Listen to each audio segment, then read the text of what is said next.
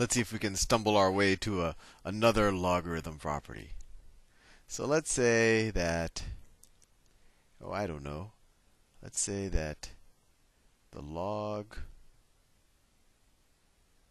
base x of a is equal to b. Right? That's the same thing as saying, that is the exact same thing as saying that x to the b is equal to a. Fair enough. So what I want to do is experiment. What happens if I multiply this expression by another variable? Let's call it c, right? So I'm going to multiply both sides of this equation times c. And I'm going to switch colors just to keep things interesting. That's not an x, that's a c. I should probably just do a dot instead. Times c, right? So I'm going to multiply both sides of this equation times c. So I get c times log base x of a is equal to, multiply both sides of the equation, right? Is equal to b times c. Fair enough. I think you realize I have not done anything profound just yet. But let's go back. We said that this is the same thing as this. So let's experiment with something. Let's raise this side to the power c. So I'm going to raise this side to the power c. That's a kind of a caret. And when you type exponents, that's what you would use, a caret, right? So I'm going to raise it to the power c. So then this side is x to the b to the c power is equal to a to the c, right? All I did is I raised both sides of this equation to the cth power. And what do we know about when you raise something to an exponent and you raise that whole thing to another exponent? What happens to the exponents? Well, that's just an exponent rule, and you just multiply those two exponents. So this just implies that x to the bc is equal to a to c. What can we do now? Well, I don't know. Let's take the logarithm of both sides, right? Or let's just write this. Let's not take the logarithm of both sides. Let's write this as a logarithm expression. We know that x to the bc is equal to a to the c. Well, that's the exact same thing as saying that the logarithm base x of a to the c, right? Logarithm base x of a to c is equal to bc. Correct? Because all I did is I rewrote this as a logarithm expression. And I think now you realize that something interesting has happened. That BC, this BC, well, of course it's the same thing as this BC, right? So this expression must be equal to this expression. And I think we have another logarithm property. That if I have some kind of a coefficient in front of the logarithm, or I'm multiplying the logarithm, so if I have c clog base x of a, but that's c times the logarithm base x of a, that equals the log base x of a to the c. So you could take this coefficient and instead make it an exponent on the term inside the logarithm.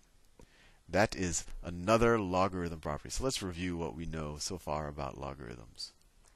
We know that if I write, let me use a different, let me say, if I write, well, let me just, the letters I've been using, c times logarithm base x of a is equal to logarithm base x of a to the c. We know that. And we just learned that logarithm base x of a plus logarithm base x of b is equal to the logarithm base x of a times b. Now let me ask you a question. What happens if instead of a positive sign here, we put a negative sign?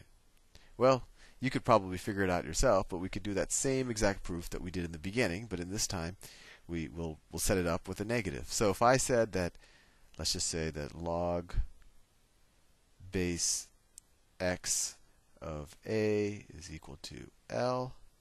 Let's say that log base x of b is equal to m. And let's say that let's say that log base x of a divided by b is equal to n, right? And how can we write all of these expressions as exponents? Well, this just says that x to the L is equal to a, right? Let me switch colors. That keeps it interesting. This is just saying that x to the m is equal to b. And this is just saying that x to the n is equal to a over b, right? So what can we do here? Well, what's another way of writing a over b? Well, that's just the same thing as writing x to the L, because that's a, x to the L over x to the m, that's b, right? And this we know from our exponent rules, right? It's this, you could write, this could also be written as x to the L, x to the negative m, right? Or that also equals x to the L minus m. So what do we know? We know that x to the n is equal to x to the L minus m, right? X to the n is equal to x to the L minus m. Those equal each other. I just made a big equal chain here. So we know that n is equal to L minus m. Well, what does that do for us? Well, what's another way of writing n? I'm going to do it up here, because I think we have stumbled upon another logarithm rule. What's another way of writing n? Well, I did it right here. This is another way of writing n, right? So logarithm base x of a over b, this is an x over here, is equal to L. L is this right here, right? Log base x of a is equal to L. The log base x of a minus m. I wrote m right here. That's log base x of b. Log base x of b. There you go. I probably didn't have to prove it. You could have probably tried it out with dividing it, putting a number, whatever. But you now are hopefully satisfied that we have this new logarithm property right there. Now I have one more logarithm property to show you, but I don't think I have time to show it in this video, so I will do it in the next video. I'll see you soon.